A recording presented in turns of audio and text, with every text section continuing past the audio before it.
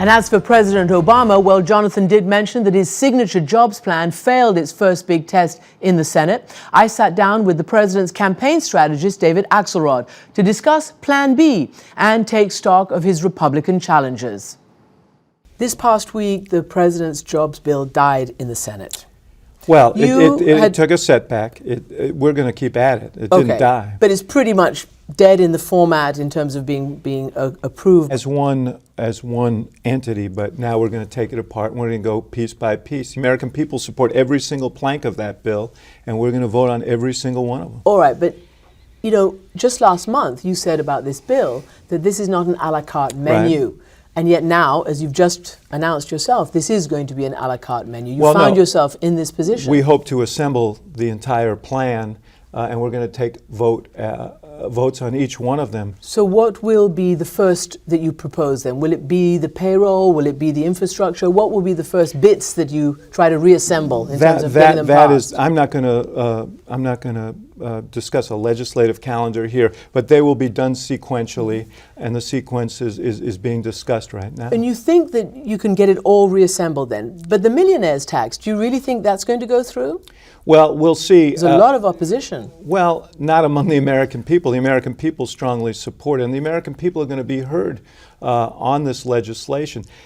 I think so many Americans are just sitting there saying, act to Congress, do something, stop playing games. So what about Occupy Wall Street then? Is this something that will benefit your party, benefit the president as he goes into re-election? Well, that remains to be seen. Obviously, I don't think any American is impressed when they see Governor Romney and all the Republican candidates say the first thing they do is roll back Wall Street reforms and go back to where we were before the crisis and let Wall Street write its own rules. I think that will be an issue in this campaign. Is it beneficial to the president or is it detrimental to the president? I mean, after all, some of them are saying, you know, the president himself has a lot of Wall Street in his cabinet, for instance. You know, I don't know, and I don't know how to judge that, and I don't know that anybody does, and we tend in this business to try and treat everything as a kind of seminal event. You see some of that around these Wall Street protests. Now, I do know this. The American people want a financial system that works on the level. They want to get a fair shake,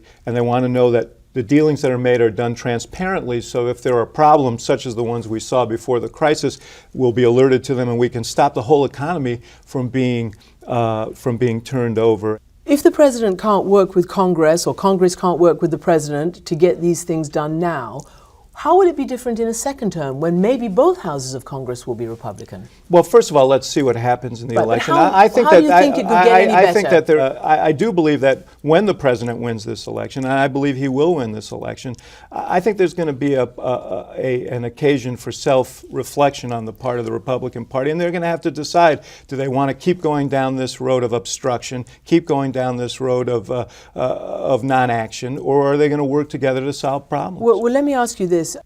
Mitt Romney, you had a conference call this week basically highlighting what you want to see in the upcoming campaign. You're saying that he's a flip-flopper. You're talking about all sorts of ways in which you hope to be able to beat him to the post. Do you think that Mitt Romney is going to be the nominee who President Obama faces? I really don't know. There was a poll out this week that showed him at the same 23% he's been throughout the race. Now Herman Cain is leading the primary. The last poll, Rick Perry was leading it. Earlier, Michelle Bachmann was doing very well, but Romney stays the same. Why? Because I think there's this question about what his core principles are. He's been running for office for almost 20 years for the senator and governor of Massachusetts. Then he was a pro-choice, pro-gay rights, pro-environmental candidate for office. Then he decided to run for president, did a 180 on all of that. So time and time and time again he shifts, and you get the feeling that there is no principle too large for him to throw over in pursuit of political office. Where do you think it's going to come down? I know you said I don't know who we're going to face, but you've mentioned Bachmann and Perry and Cain.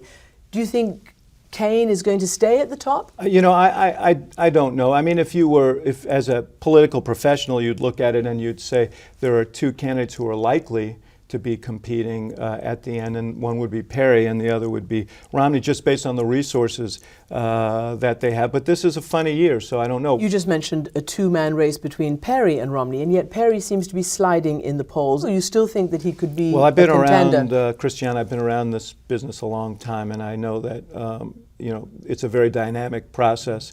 So the candidates haven't fully engaged yet. I mean, Governor Perry's been less than impressive in these debates, and I think there's a general consensus about that. He just introduced a what he called a jobs plan. It was an energy plan that was basically a Xerox copy of the oil lobby's wish list for America.